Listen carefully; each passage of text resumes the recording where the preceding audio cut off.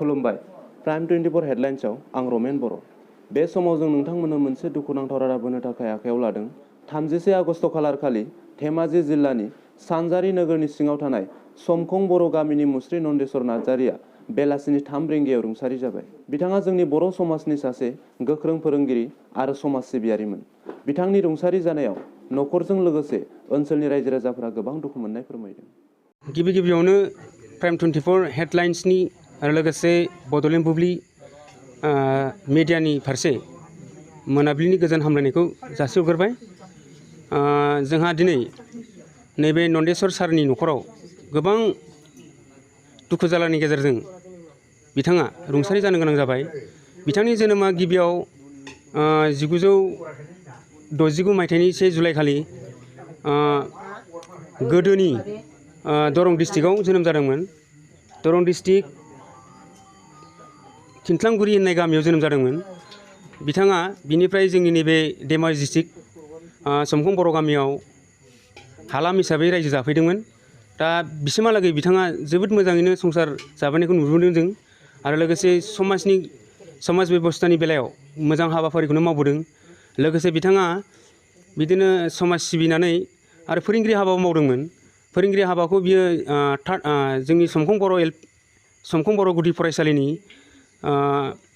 3थि पस्टआव बिथाङा 1990 मायथाइयाव फोरोंगिरि हाबाखौ मावजेनदोंमोन। बिनि उनाव फैयै फैयै 1999 मायथाइनि 3 डिसेम्बर खालि बै समाव आसामनि AJP गभर्नमेन्टनि समाव बिथाङा नकलि एपइन्टमेन्ट एबा डुप्लिकेट एपइन्टमेन्ट सार्टिफिकेट मोनदोंमोन। बेनिफ्राय बिथाङा मोनदोंब्लाबो लोरबां जायालासे दिनैसिम मोजां रोखोमैनो फरायसालिनि नेम निथि बायदियै गामिनि LP फरायसालियाव गथ'फोरखौ मोजाङैनो फोरोंनाय हाबाफारिखौ मावबोदोंमोन आरो बिथाङा जोंनि लाइमोन आफादाव गिबियै 1906 मायथाइनिफ्राय 1907 मायथाइसिम रां सानख'गिरि बिबानाव हाबा मावबोदोंमोन। आरो लोगोसे बिथाङा बिनिनो सिगां जोंहा सिमेन्ट प्राइमारि बाथौ धोरोमावबो गोबां बिबान हाबाफारिखौ लानानै मावबोदोंमोन। सनखौ दा एसेबां गोसोआव गैला आङो, बिनि थाखायनो आङो सनखौ बुंनो हानाय नंथ'ला। बेनिफ्राय फैयै फैयै जोंनिनो नैबे 2018 आरो 19 मायथाइयाव जोंनि गामिनिनो गागि कर आफादनि नेहाथारि बिबानखौ रुजुनबोदोंमोन।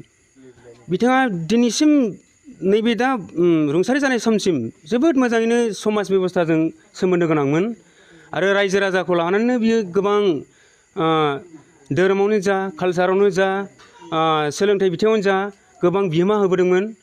दा बिनि फारसे जोङो दा जोबोद दुखु मोनो, जाहाथे बेबायदि फुंखा सुबुङा दिनैनि बे अबथारा समाव रुंसारि जालांनायनि थायाव जों गामिनि जानानै गोबां रायजो राजा, आइ आफा बा गामि सामलायग्राफ्रा बेखौ दुखु फोरमायनानै बिनि मावनाय जिउ जारिमिनाव मा मावबोखो बेखौ एसे बुंनानै जों फोजोबनो हायै बायदि थासारियाव फैदों आरो बिनि इन्टारेस्टिं माने गोसोआव थाथावना खामानि मावनायानो जाहैबाय फोरोंगिरि हाबाखौनो बिराद मोजां मावोमोन बियो।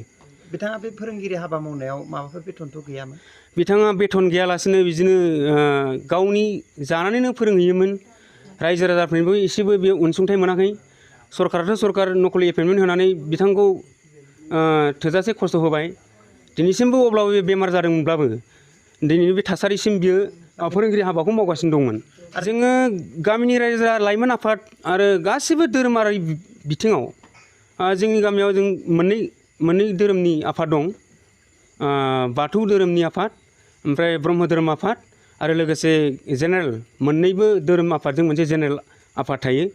दा बे मोनफ्रोमबो आफादा दिनैनि बे थासारियाव जोबोद दुखु मोननायजों मेगनाव मोदै लानानै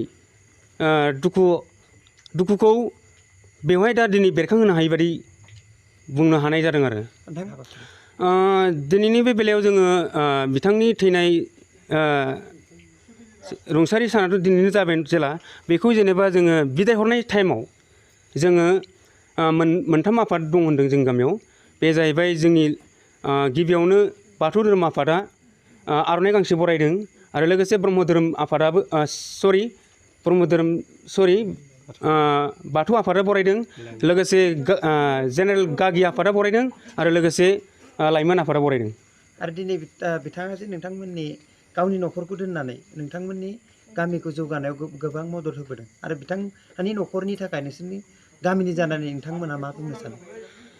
जोङो गामिनि जानानैथ' आं दहाय सिगाङावनो एसे बुंखांखाबाय माने जोङो दिनै बिथांनि गोथौ मेलेमजों मावबोनाय हाबाफारिनि सायाव जों दिनैसिमबो माने गोसोआव बा जोंनि रायजो जानाय आइ आफा बा मोनफ्रोमबो आफादा सुख'नो हायै बायदि माने दाहार जाना थानाय बायदि मोनदों आरो मानो होनबा बेबायदि फुंखा सुबुंखौ जों मोनगोना आसा खम।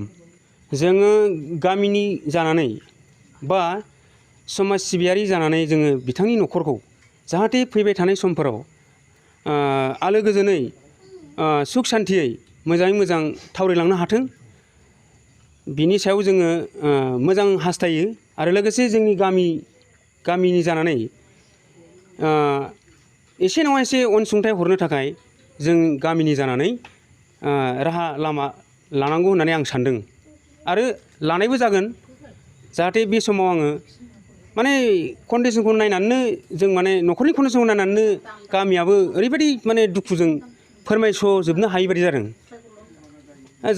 बे समाव आङो बेखौल' बुंगोन दे गामिनि जानानै जाहाथे बिथांनि न'खरा फैबाय थानाय समफोराव आलो गोजोन सुख सान्थियै बा आफा अबं गसाइनि अननायाव मोजाङै मोजां थावरिलांनो हाथों आं बेखौनो गोजोन हामलायनायजों लोगोसे खावलायनाय थाबाय।